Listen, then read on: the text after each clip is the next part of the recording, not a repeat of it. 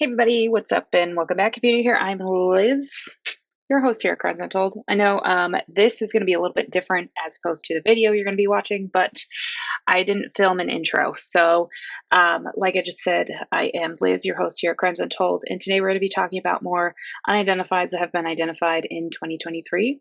So without further ado, here is the video. 3rd of January of 1979, human remains were found amongst some fishing line that was in the tide flats of Spencer Island south of Marysville by a duck hunter. So this John Doe would be known as the John Doe 79-1. When officers arrived on the scene, they determined that there was no suspicious circumstances, which is kind of odd to me, but they determined that, okay. The following day, on January 4th, the coroner was unable to determine the manner or cause of death. It also was noted that dental charting and an exam were to be complete, but as of today, those don't exist. Because his identity wasn't figured out, he was buried as a John Doe in Cypress Lawn Cemetery in Everett, Washington. Typically now, skeletal remains that are found are now being kept at the medical examiner's office of Snohomish County until identification is made. This case would grow cold, and because of poor record keeping at the time, it definitely strained the investigation. It also would hinder the knowledge of what was completed and what wasn't completed when it came to this case. So starting in 2008, the cold case team of Snohomish County would look into more cold cases and help with the possibility of knowing and figuring out exactly who these unidentified does are, or helping close the cold cases in the area. So they also went on to exhume this John Doe with hopes of obtaining a DNA sample, but exhumation wouldn't take place until 2015. After his exhumation, he would be dubbed the Spencer Island Doe, and they would re-examine his remains as well, or should I say, actually examine his remains. So actual dental charting would be completed and then would be uploaded to the NCIC and NamUs with the hopes of a match, but no matches were indicated, and this was in July of 2015. August 2015, the Spencer Island John Doe would be added to the NamUs database under UP14154, but no leads came of this either. A facial reconstruction was made in April 2016 by forensic artist Natalie Murray in hopes of figuring out his identity, but again, no luck as well. There was another examination of the remains done, and this determined that this male was between the ages of 27 to 61, I know a very large range, and was approximately 5'2" to 5'6", so a relatively smaller male. They also were able to determine that he did have a femur fracture of the left femur that was unset but had healed well. So 2018 to 2021, a piece of the right femur was taken, and STR profiles and mtDNA profiles were created. These were then again uploaded to CODIS, but again, no matches. So STR and mtDNA tests and creating these profiles are very hard because the way it was explained to me about the differences is that mtDNA is a lot harder because that's just mitochondrial DNA, and the STR profile is hard as well because they try to sequence both sides.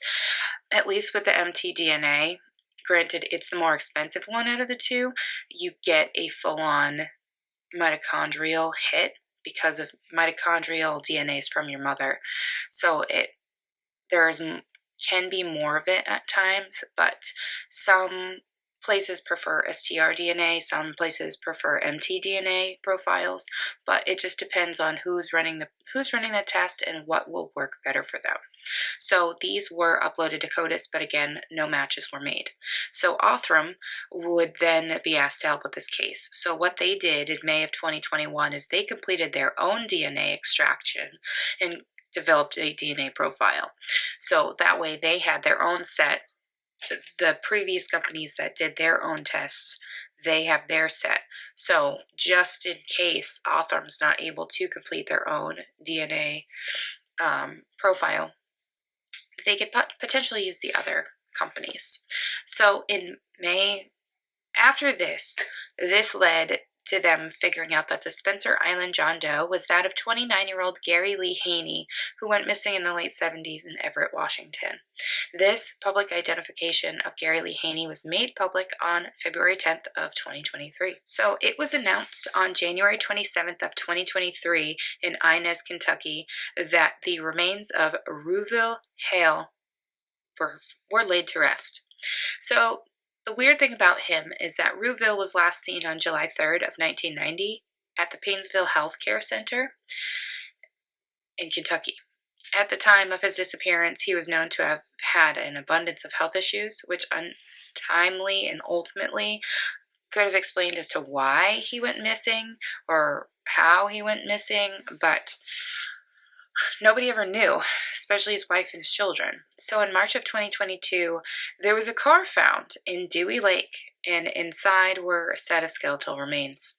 The car in particular is very similar to the one that Hale was last seen driving as well, but it would take a full DNA test to fully confirm if this was indeed Ruville Hale or not. And after the medical examiner did a full workup on the remains and ordered a DNA test, he then contacted the Hale family, and the Hale family received answers that this set potentially could be Ruville Hale. So they then submitted DNA, and it was tested against the set of remains, and it was 99% certain that this indeed was Ruville.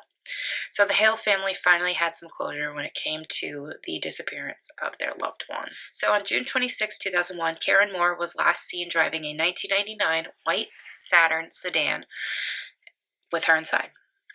This was in Davie, Florida, and she just simply vanished. Around the time she disappeared, she was a nurse and had an active divorce against her husband. Her friends and her family were shocked for a sudden disappearance or departure, and it was suspicious that she was just up and gone. It would be 22 years later that we would finally find her remains. So in a retention pond just around the corner from her home, they would find her using sonar technology. I will say that her husband is the prime suspect in this case. So on December 7th, 2018, west of Fort Lupton, there were remains found. A crew that was surveying the area stumbled upon these remains, which indeed were skeletal. Some clothing and miscellaneous items in a backpack were found scattered around the body, but it was determined quickly that this body had been there for quite some time. They believed he had expired in early 2016. So this case would not be investigated as a homicide. New information about the case would be released in July of 2020, along with facial reconstruction and images of the personal items. So in March of 2021, portions of the remains would be sent to the CBI, or the Colorado Bureau of Investigation, to extract DNA. With the help of Parabon Nanolabs, which is another great lab, just like Othram, they then were able to determine that this John Doe was Douglas Wayne Jackson, who went missing from Aurora. He was last seen at his sister's house in March of 2016 when he was leaving to go do a house-sitting job. After she wasn't able to reach him for a certain amount of time, she then reported him missing. His case is still currently being investigated. The dismembered remains of a woman were found on a golfing club property in Riceboro, Georgia, on December 2nd, 2022.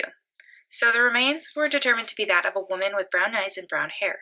She was wearing a white camisole, light gray shorts, and some stripes down the side, white underwear that were Amazon Essential underwear, and blue Merona long-sleeve shirt.